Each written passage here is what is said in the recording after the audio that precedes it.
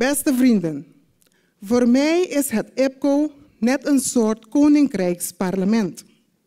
IPCO geeft ons de kans om persoonlijk, niet via de media, met elkaar in gesprek te gaan. Persoonlijk is altijd beter. Je kan elkaar in de ogen kijken, stoere taal wordt overbodig en de warmte is voelbaar. Dit is nodig vooral als je gevoelige onderwerpen moet bespreken. Coho is zo'n gevoelig onderwerp. Beste vrienden, persoonlijk vind ik het feit dat we geld moeten vragen als autonoom land pijnlijk. Coho doet pijn. Maar voor Coho hadden we het al moeilijk. Curaçao gaat door moeilijke tijden. Dit is het onkenbare realiteit van onze eiland. Maar waarom hebben we het moeilijk? Komt het door de pandemie? Ligt het aan de grenssluiting met Venezuela? Was het een fout om mee te gaan met de sancties vanuit Europa tegen ons buurland, waar we eeuwenlang een goede relatie mee hadden? Beter een goede buur dan een verre vriend, toch? Deze spreekwoordelijke gezegde is uitleend uit mijn favoriete boek Spreuken 27:10, waar staat: laat je vriend en de vriend van je vader niet in de steek, maar ga niet naar je broer als je in moeilijkheden zit. Je hebt meer aan een vriend dichtbij dan aan een broer ver weg. Samengevat betekent dit dat je in tijd van nood meer hebt aan een goede buurman dan aan een vriend die zich op grote afstand bevindt en daardoor toch niet kan helpen. Buren kunnen ons eerder hulp verlenen dan bloedverwanten of vrienden die ver weg wonen. De relatie met deze buurman is nu na eeuwen verpest. Mijn grootouders komen uit Venezuela. Meerdere Curaçaoënaars hebben familie- of commerciële banden met Venezuela. Zelf denk ik dat we akkoord zijn gegaan met deze sancties omdat we er graag bij willen horen. Het volk van Curaçao heeft bewust ervoor gekozen om binnen het koninkrijk te blijven. Toch kunnen wij niet voorbijgaan aan het feit dat de schade aan onze economie door de grenssluiting enorm is. Het doet pijn, maar Coho is nog pijnlijker. Begrijp me niet verkeerd. Het was onze beslissing en de consequenties dragen we ook. Maar je doet het omdat je in een koninkrijk zit en je eensgezind wil zijn. Je snijdt in je eigen vingers omdat dit een koninkrijksnorm is. Dan hoor je plotseling dat er een Caribische norm moet komen. Geen koninkrijksnorm meer, maar een Caribische norm. Curaçao heeft het moeilijk.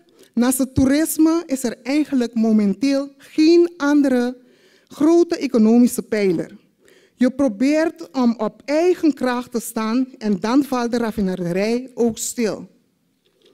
Dagelijks zie ik en help ik mensen die diep in de armoede zitten. En het doet pijn. Maar Coho is nog pijnlijker. Ondanks de verschillen onder de fracties hebben de Staten van Curaçao recentelijk unaniem ingestemd met een motie waarin de pijnpunten ten aanzien van de huidige ontwerp van Rijksweg Coho expliciet worden benoemd.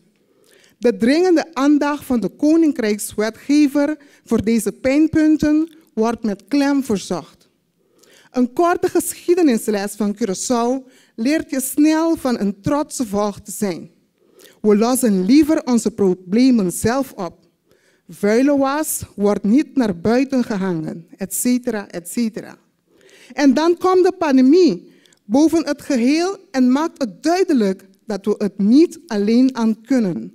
Steunend op eigen kracht, doch een beroep maken op de wil elkander bij te staan. Nederland schiet ons te hulp zonder vertraging. De kracht van het koninkrijk laat zich zien. Wij krijgen steun voor ondernemers. Vaccinatieprogramma's worden opgezet. Artsen en verpleegkundigen vliegen 9 uren om ons bij te staan. Curaçao is en zal hier eeuwig dankbaar voor zijn. De noodzaak voor hervormingen wordt ook duidelijk. Doorpakken, denkt iedereen. We komen zelf met ideeën. Eerst in de groeistrategie, landspakketten en andere hervormingen. De landspakketten hoeven niet opgelegd te worden. Bewijs hiervan is ook dat het nu al zonder Coho voorspoedig loopt. En juist tijdens een pandemie en al deze initiatieven komt de Che en daarna Coho tevoorschijn. Op het moment dat het duidelijk werd dat we geen kant op konden, wordt van ons verwacht dat we moeten inleveren op onze autonomie in ruil van hulp. Dit doet pijn. En ik snap wel het wantrouwen en de noodzaak van controle. Als je regelmatig krantenkoppen leest over verspillingen van gelden op de eilanden en hoort over corrupte politici, dan ga je ook beter letten op je centjes. Terecht. Maar laten we het op een waardige manier doen. Beste vrienden, laten we het anders doen.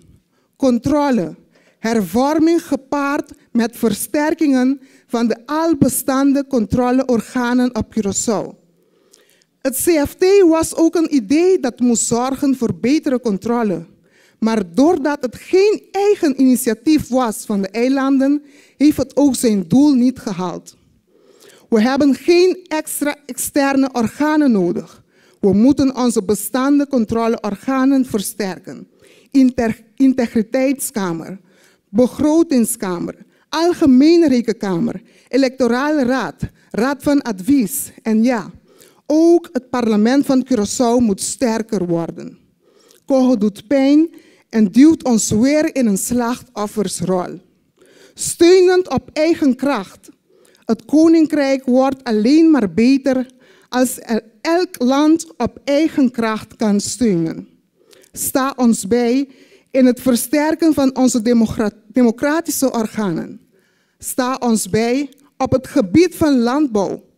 Nederland heeft zoveel kennis op dit gebied. Deel de kennis van de Universiteit van Wageningen met Curaçao. Meer studenten komen dan onze kant vanuit Europa, maar ook vanuit de regio. Laten we samen van Curaçao een voorbeeld maken van food sustainability. Sta ons bij om geheel over te gaan op zonne-energie. Cost of business staat verdere ontwikkelingen van onze economie in de weg. Sta ons bij met kennis op het gebied van ruimteordeningen. We hebben gezien hoe dat geregeld is in Nederland. Netjes. Laten we samen met incentief komen om bedrijven over te halen naar het Caribisch deel van het Koninkrijk. KLM en andere grote bedrijven in Nederland mogen gerust kantoor houden op Curaçao. Geld is niet altijd de oplossing. Kennis en wie je kent kan soms een groot verschil maken. Curaçao heeft het al moeilijk. Coho maakt het alleen maar pijnlijker. Het zorgt nu al voor verdeeldheid, terwijl we juist één moeten zijn om vooruit te gaan. Het voedt juist de anti-Nederland sentiment, terwijl we juist nu dichter bij elkaar moeten staan. Dus Curaçao zegt niet alleen nee op de Coho in zijn huidige vorm. Curaçao zegt ook ja op hervormingen, ja op het landspakket, ja voor samenwerking en ja op versterking van onze eigen democratie. Nederland, Aruba, Sint Maarten en Curaçao zijn allemaal autonome landen binnen het Koninkrijk. Laten we samen eraan werken dat elk land binnen ons Koninkrijk een gelijkwaardige autonomie heeft. Masha danki.